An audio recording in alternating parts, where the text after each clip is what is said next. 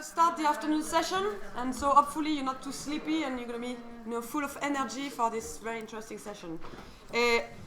Before we start, we've got a couple of things. Dave got a couple of announcements, and then there were a number of people who were really keen to hear the answer about the question about China. So we will also hear the response before we start. So Dave, we've got some announcements. Thank you very much. Just some announcement. Is Chris in the room? Chris Jones? No, he's not here. Okay, that's one I can't make. Second announcement. Some of you may be aware that we were disappointed that on Thursday afternoon we were hoping that the General Secretary of the Building and Woodworkers International would be one of the panelists to discuss the politics of the international trade union movement, and unfortunately he's not able to come. However, we're delighted to say that he is going to join us by video on Friday morning, so we'll have a chance to talk to him. Okay, second thing is that you may recall that Celia, is she in the room? Where's Celia? No? Okay. But do you remember that Celia, who stood up and talked about the manual, the document we're trying to write for the British trade unionists, and she would like to meet you, and she's proposing to meet at 6:45. So those who are members of the British unions and prepared to have a chat with Celia about education material on international trade unionism, they're meeting at 6:45. No doubt Celia will say where in due course. You may also remember that some of you indicated an interest in getting a walk around the gardens, which are very, very beautiful. And one of the staff here at Northern College, Jane, is going to take you, whoever wants to, on a little guided walk around the gardens. Those who are interested, she'll be coming into the dining room at 6:30 this evening. So if you're interested, try and get your dinner early and then join Jane on a walk around the gardens. Okay? Depending on what the weather's like, I suppose. Final announcement, I have said it before, but I shall say it again. We only have a limited number of adapters for the electricity between us, okay? Yeah. And there's people who are desperate because they can't recharge their mobile phones and so on. So if you have borrowed it and you manage to charge your phone, please give it back to a member of staff or the GLI team or at the registration desk so that somebody else can make use of them, okay? I've got one which I can run to something. Fantastic. You're done. Immediately, Fatima will need to borrow yours. Thank you, Dan. Okay. You may recall in the last session that a question was asked from our comrade from China. Now, if I understood the question correctly, I would make it simple. I think the question is, do you think that the ACFTU, the All China Federation of Trade Unions, is it possible to reform it into a genuine trade union, or is it going to have to be swept away by a completely new structure? I think that's the essence of the question. Okay. My response is according to my observation. I think now it seems impossible to see the social reform of SATU because SATU is the largest trade union in the world. It has members about 120 million members of SATU, and it is also the massive organization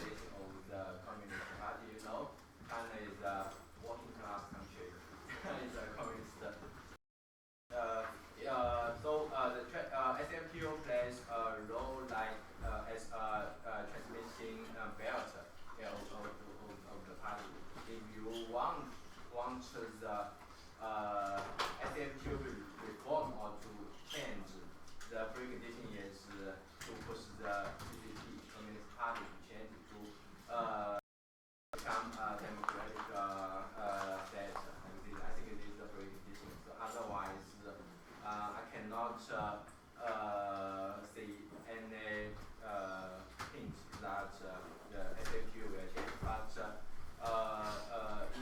from the local level, maybe especially in south part of China, in Guangdong province, we can see some progressive unionist. They want to push some reform, like as I mentioned before, they want to push the democratic election in workshop trade union, but it's just it's a experiment, or it's just a try, but it cannot spread to the whole China. It's very, very difficult to, even inside the trade union system, these trade union, progressive trade unionists want to push the reform.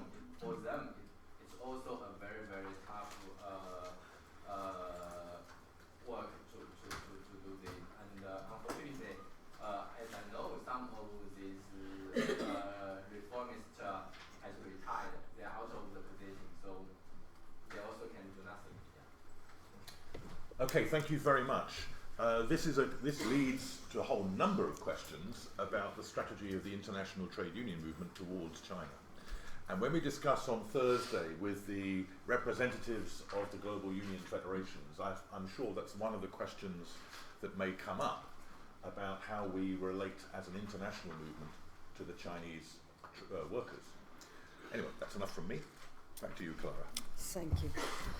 Okay, so we're going to start a session about organising this afternoon. And just to introduce myself, I'm Clara Paylard from the PCS Union, represents public servants in the UK. And my union likes to call itself an organising union. But when I came to GLI last year, I realised that organising can mean a number of things. And there are lots of different ways of organising, and that's what we're going to explore this afternoon.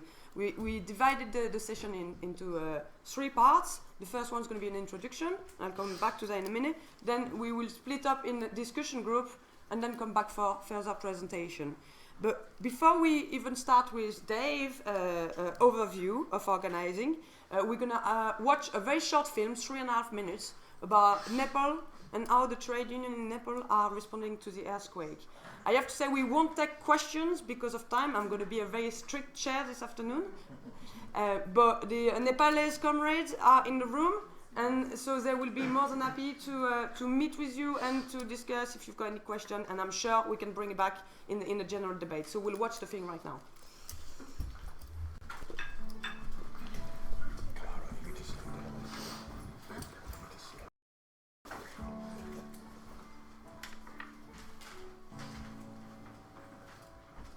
I can hear you cry, I can see the tears, I can see the pain, and I can sense your fears. But there's something you should know, that you're not all alone. Standing right there by your side, I'm your friend, I'm your own. So let's hold on, let's hold on. Hold each other's hand. Let's hold on, and together we will stand. And even the darkest night will end.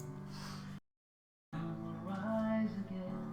And even the darkest night will end. And the sun will rise again.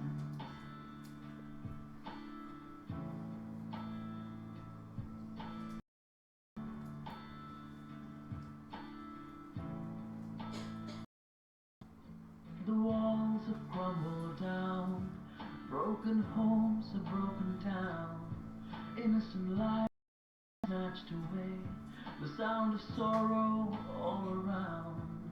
But the hope will never die, and the spirit will survive. Brick by brick we'll build it all if we keep the faith alive. So let's hold on, let's hold on, let's hold each other's hand. Let's hold on, let's hold on, and together we will stand. And even the darkest night will end, and the sun will rise again. even the darkest night will end, and the sun will rise again. कहिले पछि न हट्ने वीर गोर्खाली, जस्तै दुखमा जुट्न सक्ने वीर गोर्खाली, अप्ठ्यारोमा बल्न सक्ने वीर गोर्खाली, आइपरेमा डट्न सक्ने वीर Gorkhali. So let's hold on, let's hold on, let's hold each other's hand. Let's hold on, let's hold on, and together we will stand. Yeah, let's hold on, let's hold on, let's hold each other's hand. Let's hold on, and together we will stand, and even the darkest night will end, and the sun will rise again. Even the darkest night will end, and the sun will rise again.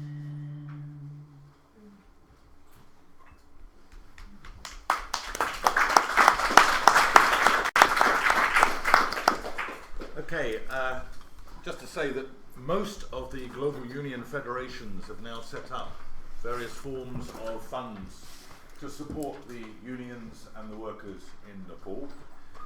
By the end of the week, it will be drummed into you that if you don't already, you must be on the mailing list of your global union federation and visit their web pages. And in that way, you'll be able to work out how to get your union, your branches, to contribute to the funds of the unions. A lot of the unions that we work with in Nepal, workers, we know have had to basically stop all their normal organising activities, and they are spending in terms of humanitarian assistance to their members and their families, and they need help. Anyway, a lot more information and from our Nepalese comrades. Okay, shall I go straight in? The floor is yours now. Thank you very much. All right, we're talking about the politics of organising. And what do we mean by organising? And what's the relationship between trade unions, politics, organisation and education? I'll start by talking about trade union education a little bit. That's my own background, that's what I do. I'm not going to talk about vocational education. Some unions deliver training for their members in how to improve their jobs and so on and so forth. I'm not going to talk about that. Neither am I going to talk about this. Can we switch the light off over the screen? I'm not sure it's very clear. This is a Moscow trade union training school in 1977. And I'm not going to talk about that. Neither am I going to talk about this. Another form of workers' education, another form of trade union education, but we're not concerned with that. We are concerned with this. This is a banner from an organisation I used to work for, called the Workers' Educational Association. And in Britain and countries like Britain, at the beginning of the last century, there was a growing labour movement, a growing trade union movement, a growing sense that working class people have the right to stand for election and represent their people, represent their class, whether it be within trade unions or within other parts of society, and indeed in elections to parliament and local government and so on. However, there was a major problem, which was that very few working people at that time had access to good education. So they started organisations like this, the Workers' Educational Association, which was designed to bring education to workers for all sorts of things, about arts, about politics, about science, about many other topics. But primarily, from our point of view, there was a political education. And it wasn't just learning the names of prime ministers or learning how political parties are called or whatever. It was about political process and how, for example, you run a meeting. How do you chair a meeting? How do you make things democratic in an organisation? So organisations like the Workers' Educational Association, known as the WEA, were important as means of working people gaining political education. And indeed, right up to the 1960s in the UK, the majority, when a Labour government was elected in 1964, the majority of ministers had started their education with the Workers' Educational Association. Not through university, not through their schooling, but through the WEA. Now, it was very much an idea of political education being an extension of the university.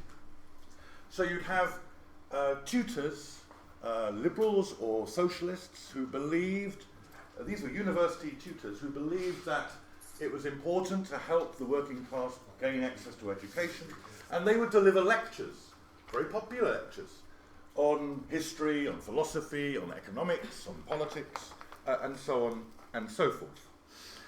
And then, meanwhile, over in Sweden, there's another guy called Oscar Olsson, who started a revolution in workers' education with the idea of study circles. And study circles, which you may have heard of, in fact you may have participated in, was not about university lecturers coming and give you lectures. It was about workers themselves in a circle, sitting around and learning from their own experience, sharing their knowledge, reading together, right? And had a whole methodology of education which was more egalitarian, run by workers for workers. And this became a very important strand for workers and trade unions. So the study circle methodology, and there were books written about how to do this and so on, spread from Sweden and went through much of the rest of the world. And in particularly some of the countries of the global south, where the Nordic unions encouraged African, Asian, Latin American unions to adopt a study circle method as a more democratic way of undertaking education work. And then this guy appeared, Freire, who you probably, or you might have heard of, and he wrote, amongst other things, a famous book called Pedagogy of the Oppressed. He was a Marxist, he was Brazilian, and what he said was that, in effect, the method of the way that you do education is inherently political. That the way you do education carries its own political message. And his ideas became extremely influential, initially in Latin America, where first of all it was adopted by the Trade Union Federation of the CUT in Brazil, and it was based on two key principles. One was all education to be based on the actual needs and experiences of workers, and the second, that all workers have knowledge to bring to education. So you don't depend on people, external experts, professional teachers. Within workers themselves, they have, from understanding their own experiences, they can learn simply working together in a democratic way. These elements in various forms, the original workers' education element, the study circles element, and Paulo Freire's ideas led to the idea of active learning. And active learning basically meant using democratic methods, doing things like working in small groups, and learning by doing rather than learning by being told what to do. And if you like, in a crude sort of way, this summer school is a form of active learning. That's what we try and do. That's where we came from. And this idea of active learning, starting off in Britain in the 1970s, really, I think, began to influence the way in which trade union education was done. So first of all, in Britain, the British TUC adopted an active learning approach to education, and they wrote manuals to their education officers saying this is the way you're going to do it from here on. And basically all the education courses, the shop stewards courses and so on, began to use an active learning method.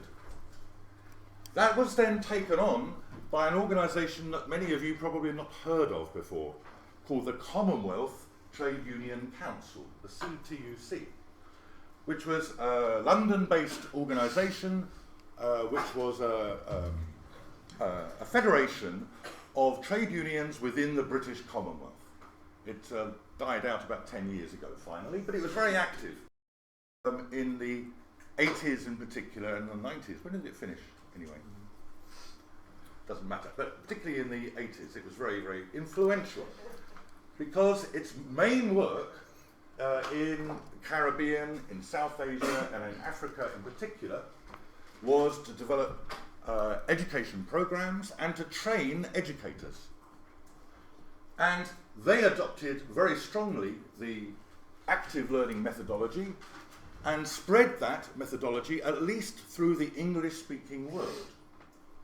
So by the end of the 1980s, most of your unions, if you're in an English-speaking world or in a former British Commonwealth country, you would have probably come across things like this. This is from Zambia, a workers' education handbook, which is all about how to do active learning.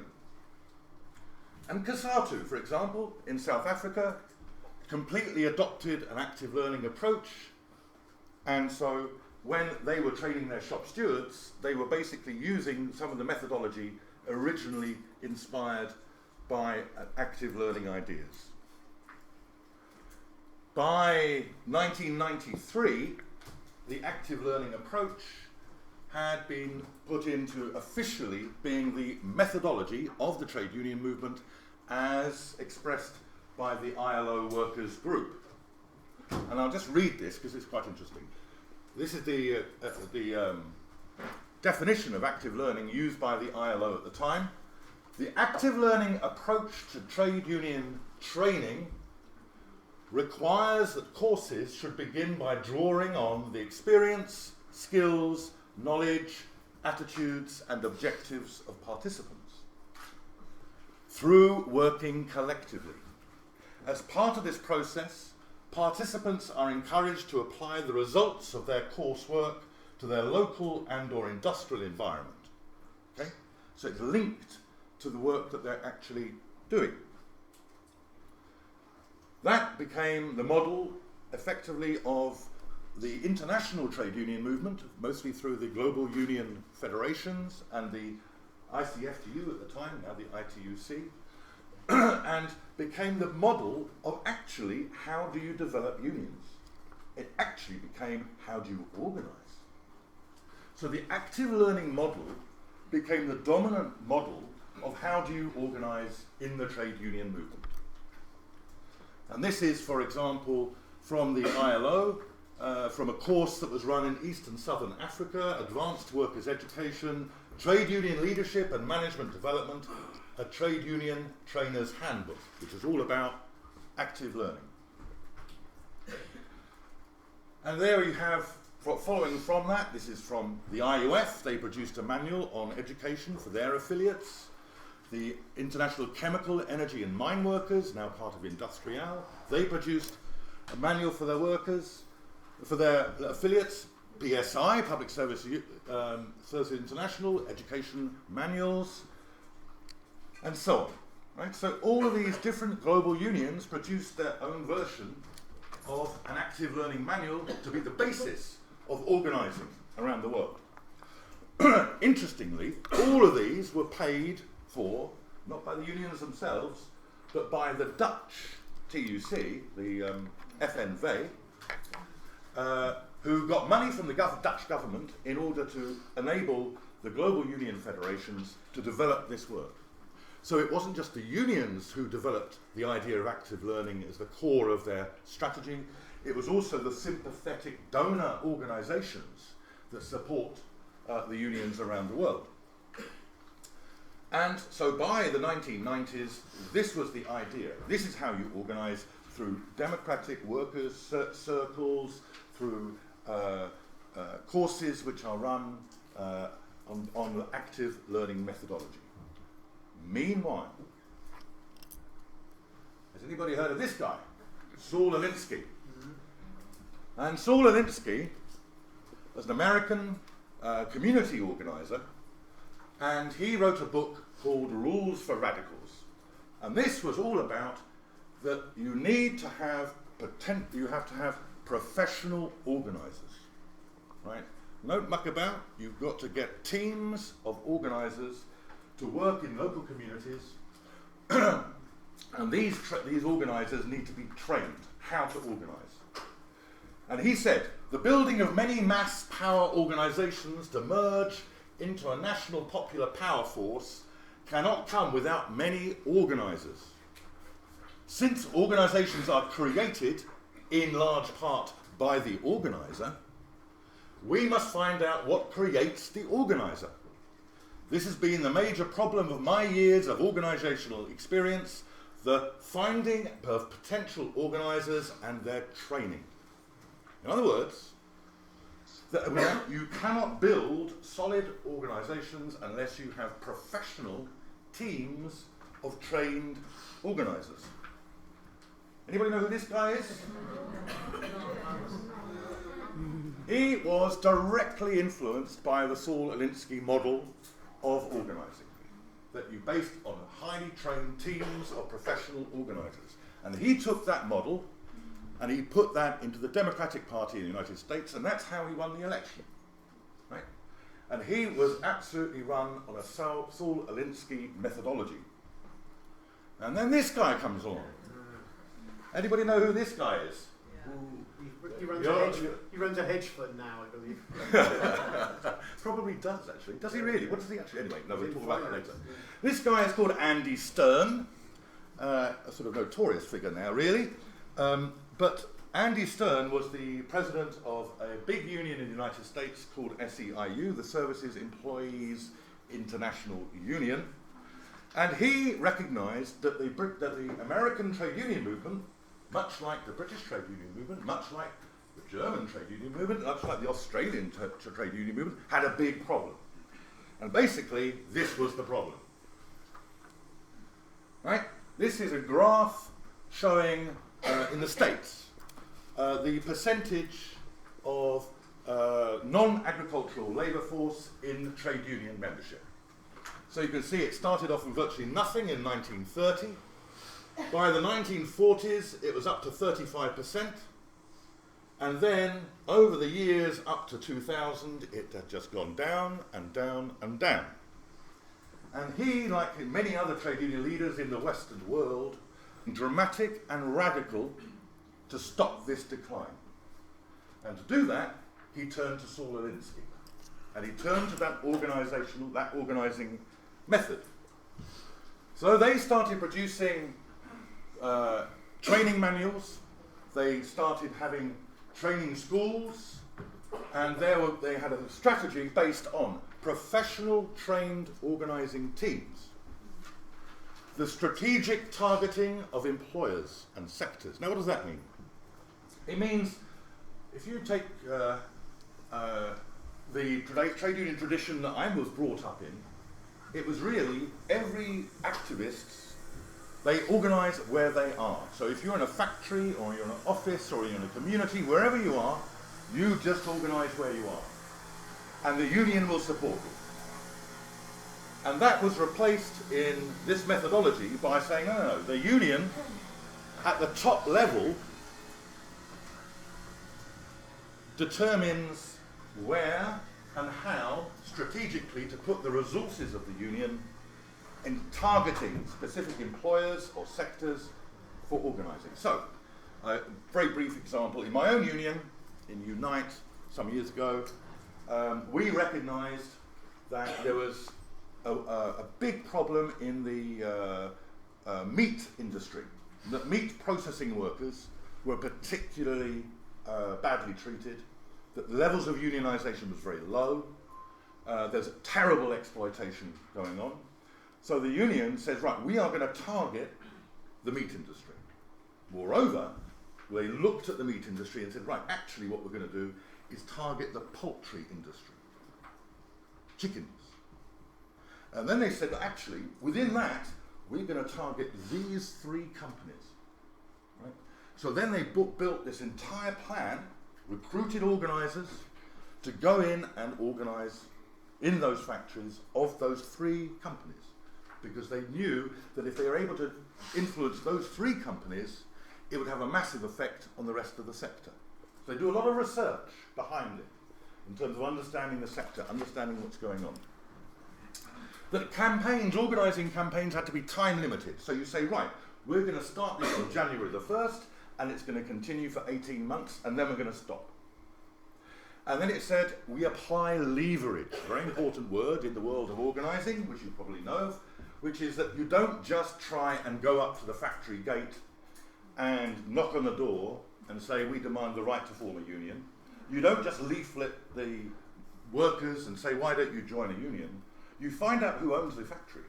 You find out whether or not they, for example, are members of a local Conservative party. And then what you do is you go and picket the local Conservative party. Or you discover that they play in a symphony orchestra in their spare time. So you disrupt the symphony orchestra, right? In order to put pressure on. You find out that, that one of the key investors in the company is a pension fund for teachers. So you go and disrupt the annual general meeting of the teachers' pension fund. So this is applying leverage, because you know that you can't do it on your own. You've got to surround your target to force them. Now, a lot of these ideas are peculiar to the United States in origin because of the nature of industrial relations in the United States. That's a much longer thing that I'm going to talk about, but maybe Stephanie can help us with. But there is a peculiarity in US labour law, and by the way, for those who don't know, the United States is one of the toughest environments to try and organise a trade union. You might think they have it easy in the United States. It's absolutely not true. It's really tough, particularly in the southern states. Right? And it's the laws around organising are really, really tight. So you have to have, so these sort of tactics are actually appropriate in some cases to what's happening in the United States.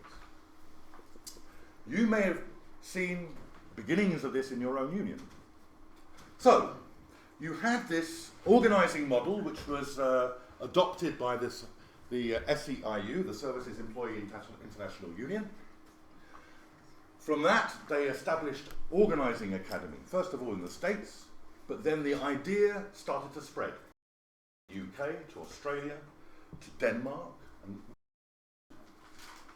So others started to adopt the same methodology. First of all, other unions in the United States. And in fact, SEIU and the other unions they were working with were so what's the word I'm looking for? Angry that the National Centre, the AFL-CIO in the United States, was not prepared to really back this organising model, that they pulled out and set up what they called a change to win coalition. It wasn't simply about this, but it was a very major factor. That spread to Australia, the UK, Germany, Denmark, and then these countries, these unions, formed what's called a Global Organising Alliance. It's very difficult to find out information about this. I know what they do, and I'm aware of it, and there's a lot of toing and froing and international travel between organisers between these different countries, but you won't find anything on the websites. It's not widely known. Most importantly, with the influence of the SEIU and other unions that had drunk the Kool-Aid, as they say, that other unions that had taken on the organising model that the SEIU had developed, that then started putting pressure on the global union federations. I say pressure. It may be rather that the global union federations were inspired by this model. They thought, yeah, this is good. We would like to do this. We want to become more strategic in our thinking. We want to invest in training of organisers at a global level, not just in one country. We need to do this in order to make real headway against transnational corporations, and so on. So, as a result of this, I think you can see a pattern emerging. That there is continually more investment going into organising departments of unions all around the world. But there's a beginning of a critical debate about the method itself. Firstly, unions are taking the original model but then adapting it to local circumstances, because it was based on an American model. But when you try and do the same thing in Thailand or in Angola or wherever it might be, things are very, very different. So you adapt that and take some of the techniques that are developed in the States and apply them locally. But there is clearly, I think worldwide, a decline in trade union education. That I know of some unions, including my own, where literally they took resources out of the education department and put it into the organising department.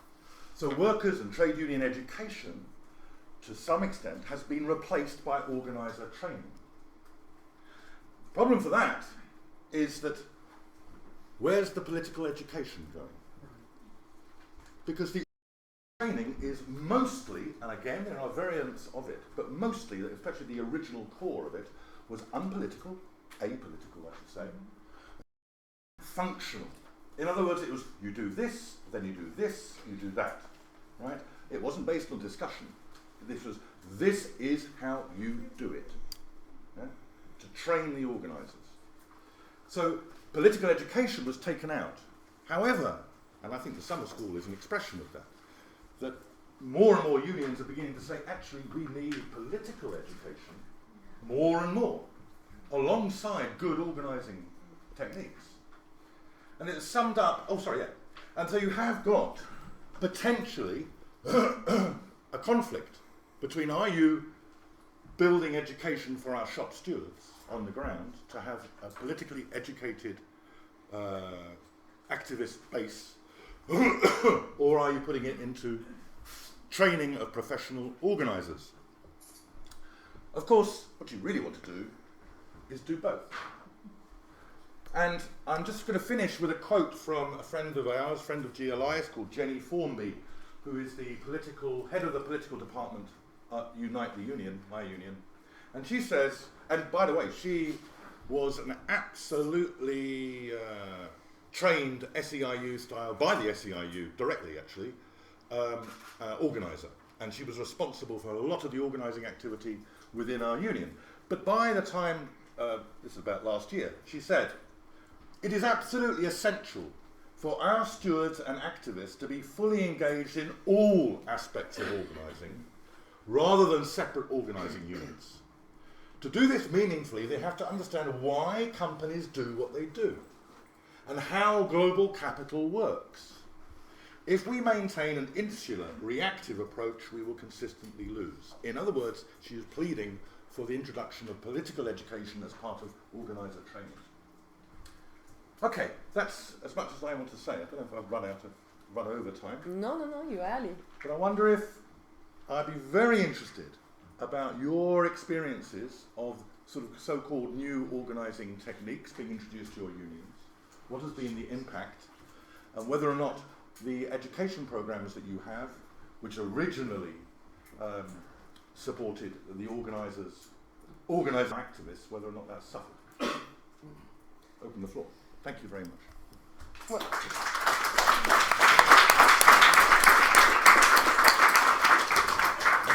so I thought I was chairing this session, but Dave is, already opened the floor. I mean, we've got... Sorry, I do apologise. Because I think, we're going to have plenty of opportunity to have the discussions, but we are a bit early, so I think we've got time to take a few short contributions before we carry on with the rest of the session. So, yes, Walton? I used to work for Unite at the time when the organising department was developed, and a lot of people got employed, and there was quite a large department that was really, really active. And I worked with it quite closely because I was interested by organising. And I found it quite strange that we would get leads from outside of, there's a call centre over there where people have really bad conditions, and there are some people in there interested in a union, or there are some join Unite and want to form a branch, and you go to the organising department and you say to them, can someone please help us to organise those workers? And they would say no, because it's not on our companies. And I found that really, really strange, that national structure that we're targeting just the poultry workers for strategic reasons, and that everyone else who wants to organise wherever they are gets no help and no assistance at all. Thanks. Dan? Yeah, would you care to comment on the criticism of the SEIU pattern of organizing, especially in Andy Stern's time, that it was basically an authoritarian elitist process and manipulative actually, and that in some cases it did more damage than good. Okay. Yeah. I don't know if you will have time to come back. I'll come but I back think on we were asking for more comments rather than questions. I'll come back to it. So did you? Sorry. I would take it as a comment. Yeah. Okay. Yes. Yes. I'm looking at you. Yeah. Oh, you raised your hand. Okay. Yeah. Okay. Thank you. Just I'm going to share here about our education system. We have just 25 years trade movement. We have a trade 25 years, and during the take different model from the different part of the world for the education. Sometimes we took study circle model, sometimes we took TOD model, sometimes we took the TTM model from basically from the European Trade Union. Then just 1 year ago we established a system, that is our system. We started to provide education through the regular trade union school. Now we have a regular trade union school. Every week it is continue. We are providing a regular trade union school, and we design course for 5 days. Every 5 days new group comes and they complete their course. Then again other 5 days other group we bring, and we are providing education, and through that education we are making many organizers, and that organizers going to the organizer people, workers. So that is new model we established. I think they also visited our regular trade school in Nepal. I did indeed. Just to remind people, when you make your contribution, if you can just remind your name and where you're coming from, that'd be great. Yes. I just want to say that I'm that you were Where from? Where? so great when you were talking now about study circles.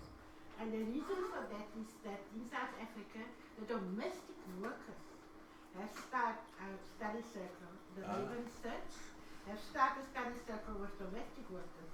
And we have now got 50 domestic workers doing their study circle, but we will speak more about when we talk about it. But I just want to say, for me, I can go back and explain to the workers where did it actually come from and how it was actually started. I just want to comment on that. Great. Excellent. Is there somebody around here? Okay. Maybe. Oh, and sure. We'll take 2 more and then we'll move on to the rest of the program. So I'll take you first. My name is Irina Sidorova. I'm actually from former Soviet Union.